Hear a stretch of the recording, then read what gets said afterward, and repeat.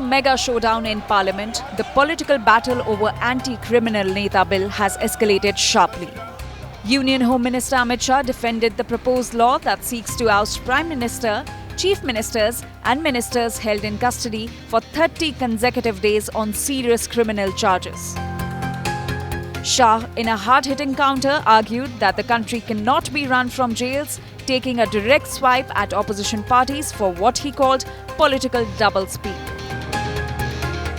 मैं से देश की जनता को और पूरे विपक्ष को भी पूछना चाहता हूं, क्या कोई मुख्यमंत्री, कोई प्रधानमंत्री या कोई मंत्री जेल में रहकर सरकार चला सकता है क्या? और अगर 30 दिन के बाद जमानत मिल जाती है तो वो फिर से शपथ ले सकते हैं। हम multi party parliamentary democratic system में है। जब आपके पास सदन में बहुमत होता है, एक मुख्यमंत्री को किसी भी कारणसर जेल में जाना पड़ा, 30 दिन तक जमानत नहीं हुई, तो अब वो पदमुक्त हो जाएंगे, परंतु उनका बहुमत तो बना रहेगा। किसी भी सरकार के विधेयक को या संविधान संशोधन को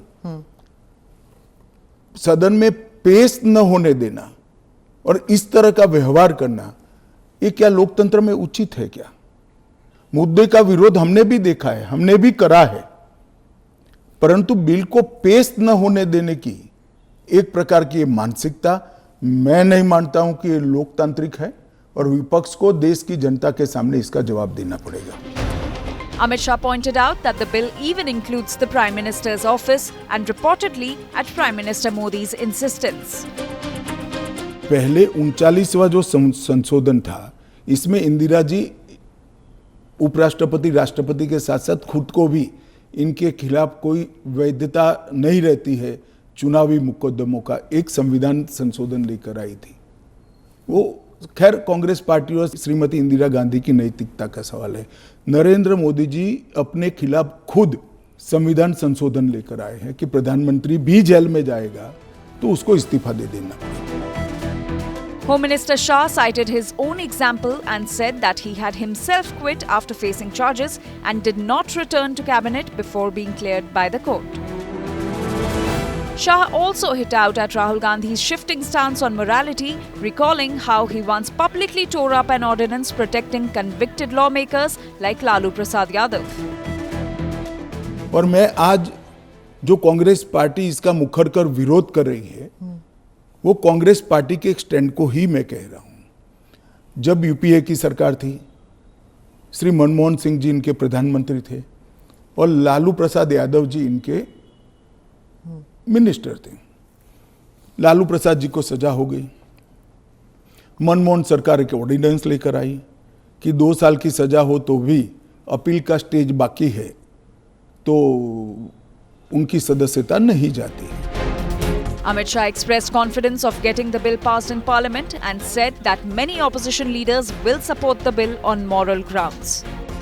But opposition parties are not buying it.